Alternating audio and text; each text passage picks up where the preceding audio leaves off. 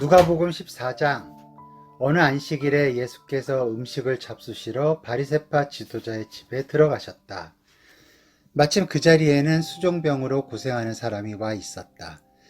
바리새파 사람들은 예수께서 그를 고쳐주시는가 지켜보고 있었다. 예수께서 거기 둘러서 있는 바리새파 사람들과 율법학자들에게 물으셨다. 안식일에 병을 고치는 것이 옳으냐 옳지 않느냐? 그들이 대답을 하지 않자 예수께서는 그 병자에게 손은 얹어 고쳐서 돌려보내셨다. 그리고 그들에게 말씀하셨다. 너희 아들이나 소가 우물에 빠졌는데 안식일이라 해서 끌어내지 않을 사람이 있겠느냐?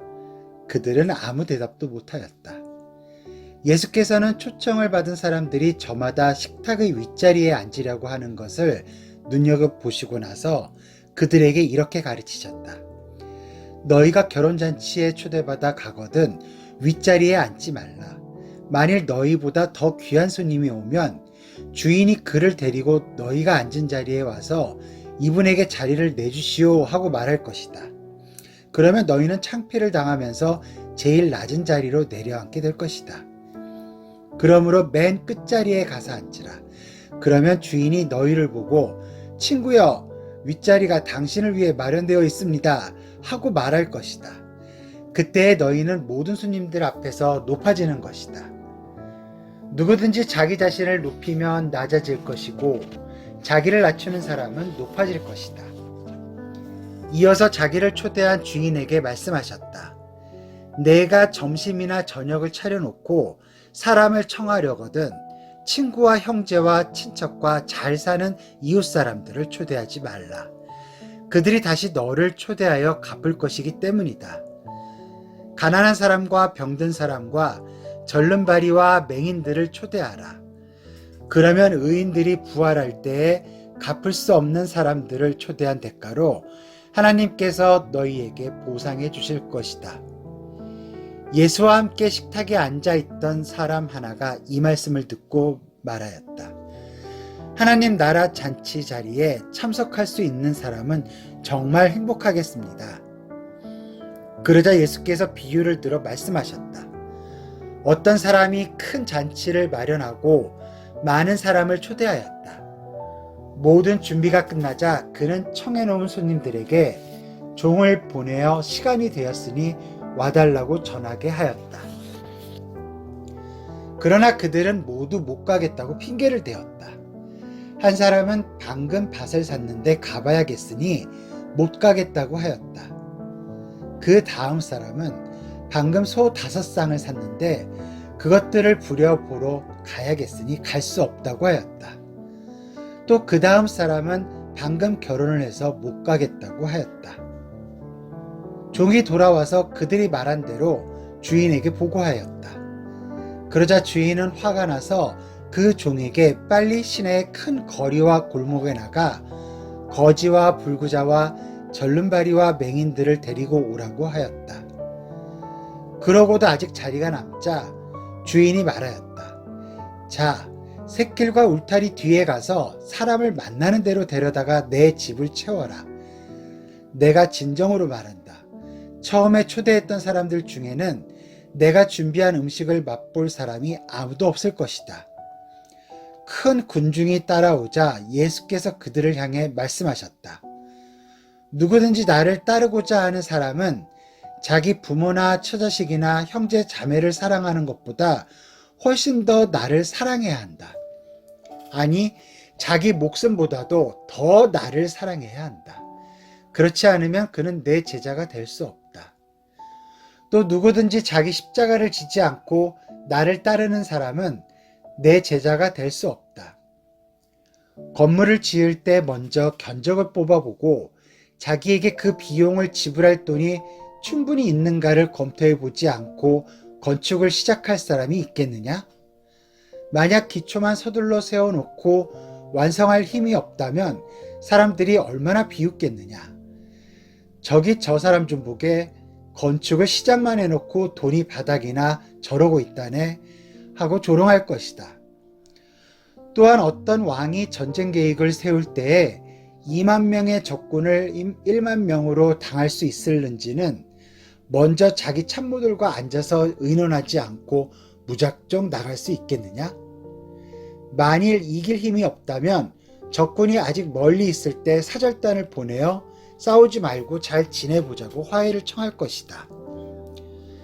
이와 마찬가지로 자기 모든 소유를 버리지 않으면 내 제자가 될 수 없다. 소금이 짠맛을 잃어버리면 무슨 소용이 있겠느냐? 맛 잃은 소금은 흙으로도 못 쓰고 비료로도 쓸 수가 없어 밖에 버려질 것이다. 들을 귀가 있는 자는 들으라.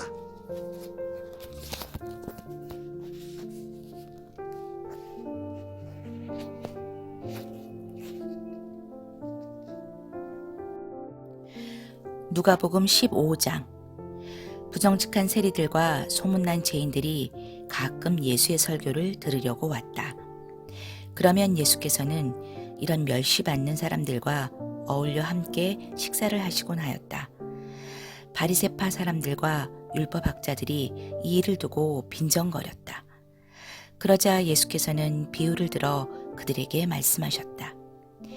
만일 너희에게 양 100마리가 있는데 그 중에 한 마리가 길을 잃고 들에서 없어졌다면 99마리를 들에 두고 그 잃은 양을 찾을 때까지 찾아다니지 않겠느냐?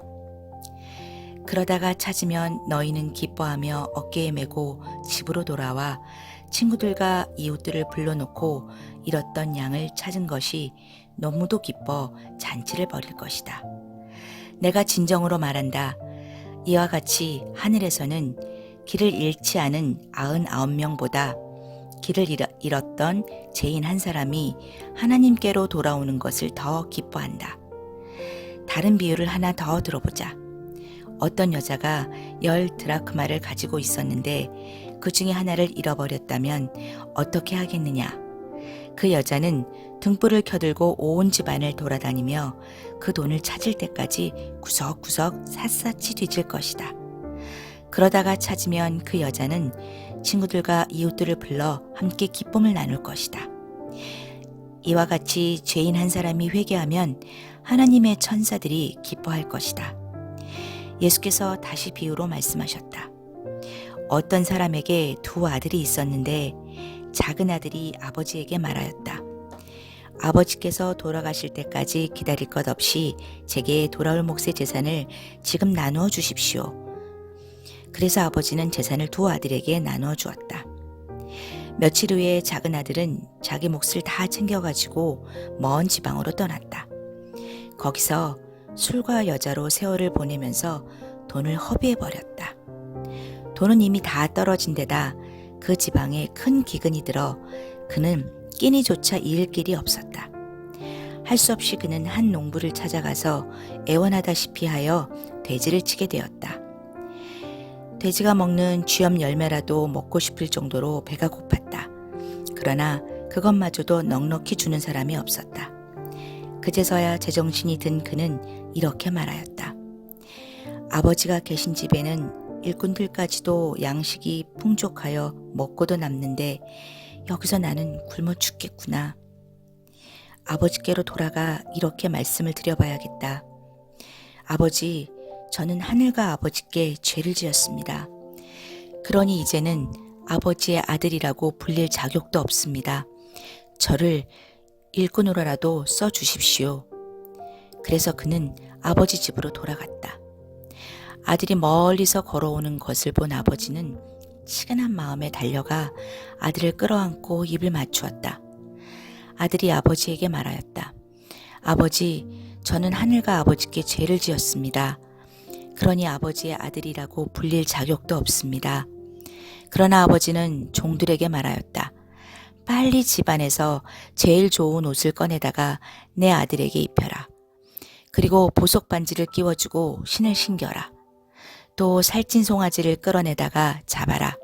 잔치를 열고 기쁨을 나눠야겠다. 죽었던 내 아들이 다시 살아왔다. 그를 잃었다가 찾은 것이다. 그래서 잔치가 시작되었다. 한편 밭에서 일을 끝내고 돌아오던 큰아들은 집 가까이 이르렀을 때에 자기 집에서 노랫가락이 흘러나오는 것을 들었다. 그는 종 하나를 불러 무슨 일이냐고 물어보았다. 종이 대답하였다. 주인님의 동생이 돌아왔습니다. 그래서 주인님의 아버지께서 무사히 돌아온 것을 축하하시고자 살찐 송아지를 잡아 큰 잔치를 벌이셨습니다. 큰 아들이 화가 나서 집에 들어가려고 하지 않았다. 아버지가 나와서 그를 달랬으나 그는 아버지에게 투덜거렸다. 저는 여러 해를 두고 아버지를 위해 열심히 일하였습니다. 아버지께서 제게 말씀하신 것 중에 어느 하나도 거역한 일이 없지 않습니까?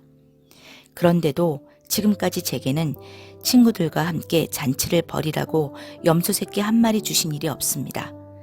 그런데 창녀들에게 아버지의 돈을 다 써버린 아들이 오니까 살찐 송아지를 잡아 잔치를 벌이시는군요. 아버지가 말하였다. 사랑하는 아들아, 넌 늘 나와 함께 있었고 내가 가진 것이 모두 네 것이 아니더냐. 그러나 네 동생은 죽었다가 다시 살아왔고 잃었다가 다시 찾았으니 잔치를 벌이는 것이 당연하지 않느냐. 누가복음 16장. 예수께서는 제자들에게 이런 이야기를 들려주셨다. 어떤 부자가 격리 한 사람을 고용하여 자기 회계 사무를 맡겼다. 그런데 얼마 안 가서 이 격리가 정직하지 못하다는 소문이 나돌았다. 그래서 주인이 그를 불러다 놓고 말하였다. 자네가 내 재산을 훔쳐낸다는 말이 들리는데 어떻게 된 건가? 장부를 정리해서 제출하게 자네를 해고시켜야 하겠네. 그 격리가 혼자서 생각하였다. 이걸 어쩌지? 내가 여기서 쫓겨나게 됐으니 땅을 파자니 힘이 없고 빌어먹자니 창피하구나. 옳지 알았다. 이렇게 하면 내가 여기서 떠나도 나를 돌보아줄 친구들이 많아지겠지. 그는 자기 주인에게 빚진 사람들을 하나하나 불렀다. 첫 번째 사람에게 당신은 내 주인에게 얼마나 빚을 졌소? 하고 물었다. 그 사람이 내가 진 빚은 기름 100마리요 하고 대답하자 격리가 말하였다. 여기 당신이 도장을 찍은 문서가 있소. 이것을 찢어내버리고 그 절반만 빌린 것처럼 다시 쓰시오. 또 다음 사람에게 당신은 얼마나 빚을 졌소? 하고 물었다. 그러자 그 사람은 밀 100섬이요 하고 대답하였다. 격리가 말하였다. 여기 당신의 문서가 있으니 이것을 가져가고 대신에 80섬이라고 쓰시오. 주인은 그 정직하지 못한 격리의 약삭빠른 짓을 보고 감탄하였다. 이 세상의 사람들은 거래를 하는 면에서는 신앙이 두터운 사람들보다 더 영리하다. 그래, 그 더러운 돈으로라도 한번 친구를 얻어보아라. 돈이 다 떨어지면 그 친구들이 정말 너희를 잘 대접하겠지. 영원한 집으로 들어갈 수도 있겠지. 정말 그럴성 싶으냐? 너희가 작은 일에 정직하지 못하면 큰 일에도 정직해질 수가 없다. 만일 너희가 사소한 것을 속여 빼앗으면 더 큰 책임을 졌을 때 정직하게 해나가지 못한다. 그리고 만일 너희가 세상 재물을 다루는데 신용을 얻지 못한다면 하늘의 참된 재물을 믿고 맡길 수 있겠느냐? 또 만일 너희가 남의 돈에 대하여 신실하지 못하면 어떻게 너희가 차지할 몫을 받을 수 있겠느냐? 너희뿐만 아니라 어느 누구도 두 주인을 섬길 수는 없다. 한 편을 미워하고 다른 편에게 충성을 하거나 아니면 한 사람은 존중하고 다른 한 사람은 멸시할 것이기 때문이다. 너희가 하나님과 돈을 함께 섬길 수는 없다. 돈을 사랑하는 바리새파 사람들이 이 모든 말씀을 듣고 비웃었다. 그러자 예수께서 그들에게 말씀하셨다. 너희는 대중 앞에서 의로운 채 한다. 그러나 하나님께서는 너희 못된 마음을 알고 계신다. 너희 거칠애가 사람에게는 존경을 받지만 하나님 앞에서는 가증할 뿐이다. 세례 요한이 설교를 시작하기 전까지는 모세의 율법과 예언자들이 전한 말씀이 너희의 길잡이가 되었다. 그리고 요한이 하나님 나라가 가까이 와 있다는 기쁜 소식을 전한 뒤로는 이제 그 나라에 들어가기를 열렬하게 원하는 많은 사람들이 그리로 밀려들고 있다. 그러나 이것으로 율법의 어떤 작은 부분도 없어진 것은 아니다. 차라리 하늘과 땅이 사라지는 것이 그보다 오히려 쉬울 것이다. 누구든지 자기 아내와 이혼하고 다른 여자와 결혼하면 그는 간음을 행하는 것이고 이혼한 여자와 결혼한 사람도 간음을 저지르는 것이다. 예수께서 말씀하셨다. 어떤 부자가 있었다. 그는 화려한 옷을 입고 잔치를 벌이며 사치스러운 생활로 날을 보냈다. 그 집 대문 앞에는 나사로라는 병든 거지가 누워 부자의 밥상에서 떨어지는 부스러기로 허기를 채우려고 하였다. 그러나 개들이 와서 그의 헌대를 핥고 갈 뿐이었다. 어느 날 그 거지는 죽어 천사들에게 이끌려 의로운 사람들이 가는 장소에 가서 아브라함과 같이 있게 되었다. 그 부자도 죽어서 땅에 묻혔는데 그는 지옥으로 갔다. 그는 거기서 고통을 겪다가 아득히 먼 곳에 나사로가 아브라함과 같이 있는 것을 보았다. 그가 소리쳤다. 아버지 아브라함이여, 나를 불쌍히 여겨주십시오. 나사로를 여기 보내어 그 손가락에 물을 찍어 내 혀라도 시원하게 해주십시오. 나는 이 불 속에서 몹시 고통을 받고 있습니다. 아브라함이 그에게 말하였다. 아들아, 내가 세상에 살던 때를 생각해 보아라. 너는 가지고 싶은 모든 것을 다 가져보았으나 나사로는 아무것도 가진 것이 없었다. 그래서 지금 그는 여기서 위안을 받고 있고 너는 거기서 고통을 받고 있는 것이다. 그뿐 아니라 우리와 너 사이에는 큰 구렁텅이가 가로놓여 있어서 아무도 여기서 그리로 가려고 해도 가지 못하고 이리로 건너오지도 못한다. 그러자 그 부자가 말하였다. 오 아버지 아브라함이여, 그러면 제발 그를 내 아버지 집으로 보내주십시오. 내게는 5 형제가 있는데 그들에게 경고하여 그들이 죽을 때에는 이 고통받는 곳에 오지 않도록 해주십시오. 아브라함이 말하였다. 성경이 그들에게 경고하고 있다. 내 형제들이 마음만 있으면 언제든지 그 성경을 읽을 수 있을 것이다. 그 부자가 대답하였다. 아닙니다, 아버지 아브라함이여. 그들은 성경을 읽으려고 하지 않습니다. 만일 죽었던 사람을 보내면 그들이 자기들의 죄에서 돌아설 것입니다.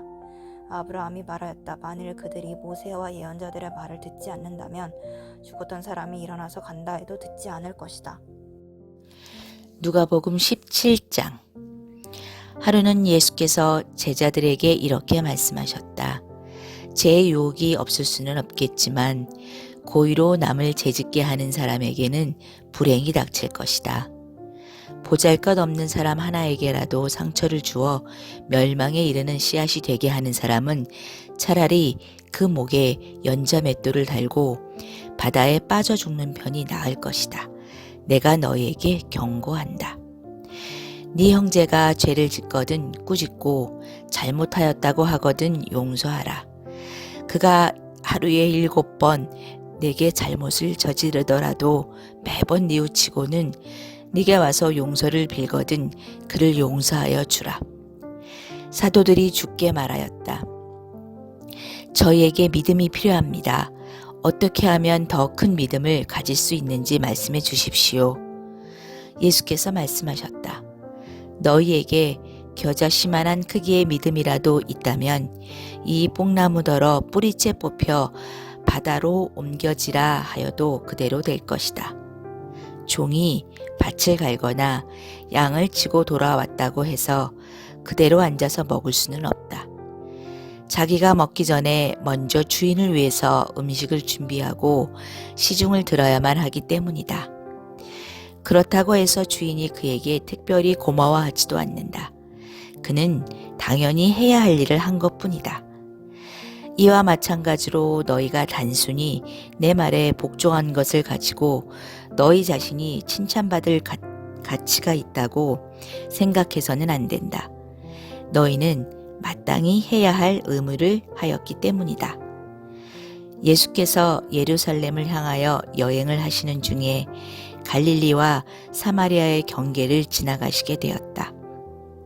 어떤 마을에 들어가시자 나병 환자 10사람이 먼 곳에 서서 예수 선생님, 저희에게 자비를 베풀어 주십시오 하고 소리 질렀다. 예수께서 그들을 보시고 말씀하셨다. 제사장에게 가서 너희가 나았다는 것을 보여라. 그들이 가는 도중에 병이 모두 나았다. 그들 가운데 한 사람이 예수께 되돌아와서 큰 소리로 말하였다. 하나님께 영광을 돌립니다. 제 병이 나았습니다. 그는 예수의 발 앞에 엎드려 얼굴을 땅에 대고 예수께 감사를 드렸다. 이 사람은 늘 경멸을 당하는 사마리아 사람이었다. 예수께서는 10사람이 낫지 아니하였느냐? 나머지 9은 어디 있느냐? 하나님께 영광을 돌리려고 돌아온 사람은 이 이방인 한 사람뿐이냐? 하시고 그에게 말씀하셨다. 일어나 가거라. 네 믿음이 너를 구원하였다. 어느 날 바리새파 사람들이 예수께 물었다. 하나님 나라가 언제 시작됩니까? 예수께서 대답하셨다. 하나님 나라는 눈에 보이게 시작되는 것이 아니다. 또 여기 있다, 저기 있다고도 말할 수 없다. 하나님 나라는 너희 가운데 있기 때문이다. 그 후에 예수께서 하나님 나라에 대해서 다시 제자들에게 말씀하셨다. 내가 너희와 단 하루라도 함께 있어 주기를 너희가 염원하는 때가 올 것이다. 그러나 나는 여기에 있지 않을 것이다. 내가 다시 돌아와 이곳에 있다거나 또는 저곳에 있다는 말이 너희 귀에 들리더라도 그것을 믿거나 나를 찾으러 나서거나 하지 말라. 내가 돌아올 때에는 세상이 다 알게 올 것이기 때문이다. 마치 번개가 온 하늘을 가로질러 번쩍이는 것 같은 증거가 나타날 것이다. 그러나 우선 나는 고통을 당하고 이 세대에게 배척을 받을 것이다. 내가 올 때의 세상은 노아의 시대와 같을 것이다. 노아가 방주에 들어가던 날까지 그들은 하나님의 일에 대해서는 무관심하며 먹고 마시고 장가들고 시집가고 하면서 모두 태평하게 살다가 홍수가 나자 다 멸망하고 말았다. 또 그때에는 롯의 시대에 있었던 일이 일어날 것이다. 롯의 때에도 사람들은 매일 나가서 먹고 마시고 사고 팔고 농사 짓고 집을 지었다. 그러나 롯이 소돔을 떠나던 날 하늘에서 불과 유황이 쏟아져 내려와 그들은 다 멸망하고 말았다.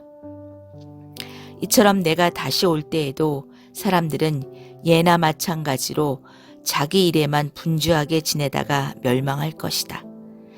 그날에는 지붕 위에 있는 사람은 짐을 가지러 내려오지 말고 들에 있는 사람은 마을로 돌아가지 말라. 롯의 아내에게 무슨 일이 일어났던가를 생각하라. 누구든지 자기 목숨을 구하려는 사람은 잃을 것이요 자기 목숨을 잃는 사람은 구할 것이다. 내가 진정으로 말한다. 그날 밤에는 두 사람이 한 방에서 자고 있더라도 하나는 데려가고 하나는 버려둘 것이다. 두 여자가 함께 집안일을 하고 있더라도 하나는 데려가고 하나는 버려둘 것이다. 두 사람이 밭에서 일을 하더라도 하나는 데려가고 하나는 버려둘 것이다. 제자들이 주님, 어디서 이런 일이 있겠습니까? 하고 묻자 예수께서 대답하셨다. 주검이 있는 곳에는 독수리가 모여들기 마련이다.